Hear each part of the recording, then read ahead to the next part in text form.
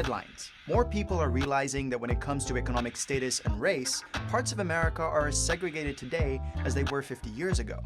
And nowhere is that segregation more obvious than in public schools. When the Supreme Court ruled on segregated schools in 1954, it said that separate facilities are unequal, and that equality in education was fundamental for any child's success.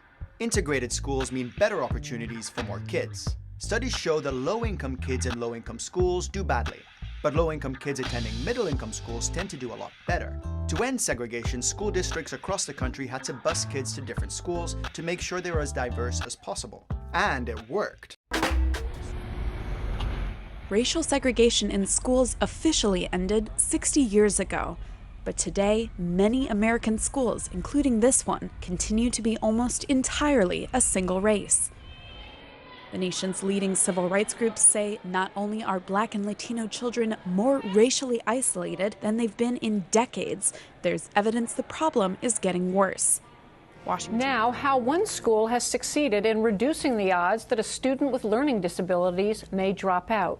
Past studies have found that these students drop out at more than twice the rate of their classmates.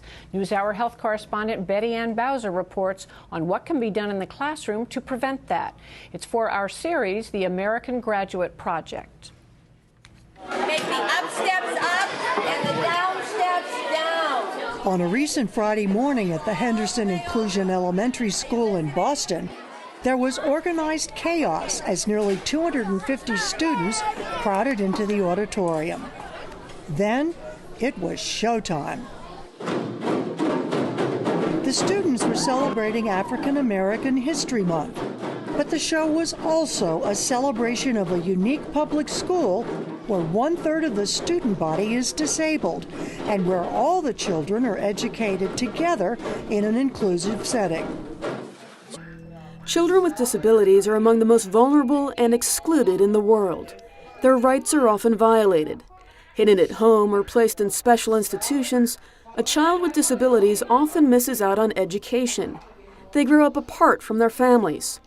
Parents fear their children with disabilities will be mocked and won't have a chance to take part in society. The World Report on Disabilities estimates that 1 in 10 children under the age of 15 lives with disabilities, meaning they are not unusual. Despite the challenges, many countries in Central and Eastern Europe and in Central Asia are making positive changes in their lives. Everyone in my class thinks that I am a good friend and a good student. Alexa is a satisfied and happy boy who lives in a healthy environment with friends who accept him and teachers who meet his needs when it's necessary. UNICEF is working with governments to support education systems, families, and children to reduce inequities created by social exclusion. When as many children as possible have access to quality education, it's good for the society as such, because then you enrich the whole society also at the same time. It is not unusual that some kids don't walk. It's not unusual that some kids don't talk. It's not unusual that some kids struggle learning how to read or process information. That's the norm. And so that philosophy carries through to the whole school. For the kids with learning disabilities, what goes on in the classroom is especially important. Using federal government data, the National Center for Learning Disabilities says 20% of children with LD drop out of high school versus 8% of the general population. And the center reports that half of secondary school students with LD perform more than 3 grade levels below where they should be. Not only is it more likely that kids with learning disabilities are going to drop out of school, it's also less likely they're going to re-engage in education. So you don't want to be labeled gay? I don't want to be labeled gay. I want to be labeled a human who loves humans. I'm tired of being labeled. I'm an American. I'm not an African American. I'm an American.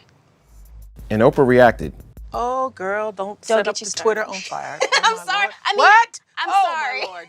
What did you just say? Stop the tape right now. The reasoning she offered had to do with, as she explained it, her roots. I will say this. What? I mean, I don't know where my roots go to. I don't know how far back they go. I can't go on, I don't know how far back, and I don't know what country in Africa I'm from. But I do know that my roots are in Louisiana. I'm an American. And that's a colorless person, because we're all people. I have lots of things running through my veins. I am Title IX. Title IX prohibits sexual harassment, discrimination, or assault. In any federally funded education programs like your school. I am. I am. I am Title IX. There's more to Title IX, but the thing that matters under Title IX is you. Your rights to be safe in school and have equal access to your education and a protected environment. Know your rights. Know Title IX.